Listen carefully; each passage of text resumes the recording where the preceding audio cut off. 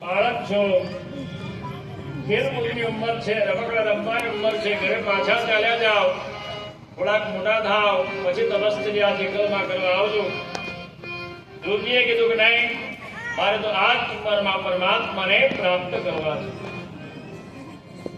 નારદજીએ ફરીથી કીધું જંગલમાં વાઘ, સિંહ, હિંસક પ્રાણીઓ રહે છે, તમારા શરીરને નષ્ટ કરી નાખશે.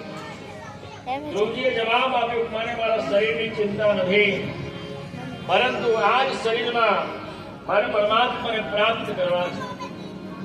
દેહમ પાતયામિ વા કાર્યમ સાધયામિ, હું મારા દેહનો ત્યાગ કરી દઈશ અથવા હું પરમાત્માને પ્રાપ્ત કરીશ. બેમાંથી એક કડક નિર્ણય છે, હું પાછો ફરવાનો નથી. મારે જોવો છે તને અને તારે દેખાવું નથી. આજ તો કર ફેસલો, કાહું નહીં તાકું કાપું નહીં. ધ્રુવજીનો અડગ નિર્ણય જોઈ નારદજીએ ધ્રુવજીને દીક્ષા આપી. ઓમ નમો ભગવતે વાસુદેવાય નમઃ. આ મંત્રની દીક્ષા આપી અને કીધું આ મંત્રનો જાપ કરજો. આ મંત્રથી તમને જલ્દીથી ભગવત પ્રાપ્તિ થશે. ધ્રુવજી મંત્ર જંગલમાં પધાર્યા. જંગલમાં એક વૃક્ષ નીચે બેઠા તપસ્યા કરવા લાગ્યા. પહેલા મહિને બોર ખાઈને તપસ્યા કરી, બીજા મહિને વેલા પાંદડા ખાઈને તપસ્યા કરી, ત્રીજા મહિને જલપાન કરીને તપસ્યા કરી, ચોથા મહિને વાયુ પીને તપસ્યા કરી, પાંચમા મહિને બે પગ પર ઉભા થઈ ગયા, વાયુને રોકી દીધો, કુંભક પ્રાણાયામ કર્યો અને તપસ્યા કરવા લાગ્યા. ત્યાં તો વૈકુંઠ ડોલવા લાગ્યું અને લક્ષ્મીજી નારાયણને કહેવા લાગ્યા, તમારો નાનકડો ભક્ત 6 મહિનાથી ભૂખ્યો તરસ્યો છે, હવે દર્શન આપો, જાઓ એની ઈચ્છા પૂર્ણ કરો. લક્ષ્મીજી આવું બોલ્યા ત્યાં તો નારાયણને પણ એ ધ્રુવના દર્શન કરવાની ઈચ્છા થઈ. અને પરમાત્મા 6ઠા મહિને 6 મહિના પૂરા થયા એટલે સીધા વૃંદાવનમાં મધુવનમાં આવી પહોંચ્યા. અને ધ્રુવજીને આગળ આવીને ઉભા છે. ધ્રુવજીની આંખો બંધ છે. પરમાત્મા શંખ, ચક્ર, ગદા, પદ્મધારી, વનમાળાઓ ધારી, પીળુપિતાંબર ધારી, મોર મુગટધારી, સુંદર તેજસ્વી કાયામાં ઉભા છે. ભગવાનને દર્શન આપવા છે, પરંતુ ધ્રુવજી આંખો ખોલતા નથી. છેવટે ભગવાને કૃપા કરી તો ધ્રુવજી આંખો ખોલી. ધ્રુવજી આંખો ખોલીને જોયું તો ભગવાન સામે સાક્ષાત શંખ, ચક્ર, ગદા, પદ્મધારી ભગવાન શ્રી હરિનારાયણ પરમાત્મા ઉભા હતા. જેવા ભગવાનને જોયા ધ્રુવજી આશ્ચર્યચકિત થઈ ગયા કે હું શું કરું?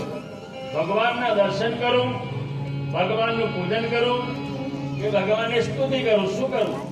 એમને પ્રદક્ષિણા કરું, એમને નમસ્કાર કરું, શું કરું? કઈ સુજૂત નહીં, કઈ ખબર ના પડી. એકદમ ભગવાન સ્વામી આવી ગયા. ધ્રુવજી વિચારમાં પડી ગયા. ધ્રુવને કંઈક પરમાત્મા વિશે કરવું હતું, પણ કઈ સમજણ પડી નહીં. ભણ્યા ન હતા, બુદ્ધ હતા, અજ્ઞાની હતા, એટલે સમજો જડ્યા નહીં. સ્તુતિ કઈ રીતે કરી શકે? છેવટે ભગવાનને ધ્રુવજી ઉપર દયા આવી. ધ્રુવજીના મનોવ્યથા જાણી ગયા એટલે ધ્રુવજીને ઉંચકી લીધા. ભગવાને પોતાના હાથમાં શંખ હતો, એ શંખનો સ્પર્શ ધ્રુવના ગાલને કર્યો.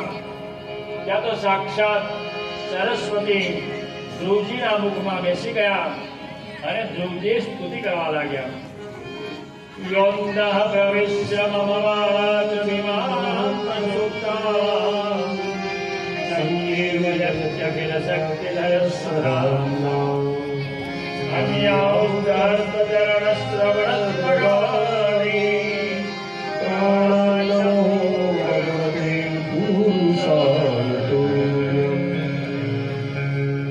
ભગવાનની સ્તુતિ કરી. સ્તુતિથી ભગવાન ખૂબ પ્રસન્ન થયા. ધ્રુવજીને વરદાન માંગવા કહ્યું.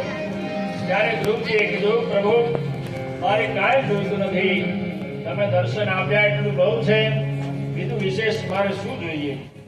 કંઈ જ ન જોઈએ. એક કૃપા કરો, તમારી અવિચલ ભક્તિ મને પ્રદાન કરો. ભગવાને કીધું કે એ તો મેં તને આપી દીધી, પરંતુ અત્યાર સુધી મેં કોઈને આપ્યું નથી એવું સ્થાન તને આપું છું. ઋષિલોકથી ઉપર એક સ્થાન તને આપું છું જે ધ્રુવના તારા તરીકે ઓળખાશે એ તને સ્થાન આપું છું. ત્યારબાદ કીધું કે ધ્રુવજી કહેવા લાગે, પ્રભુ આ શરીરે જ તમે મને વૈકુંઠમાં લઈ જાઓ. પરમાત્માએ કીધું કે હજી તારે પૃથ્વી પર રહેવાનું છે.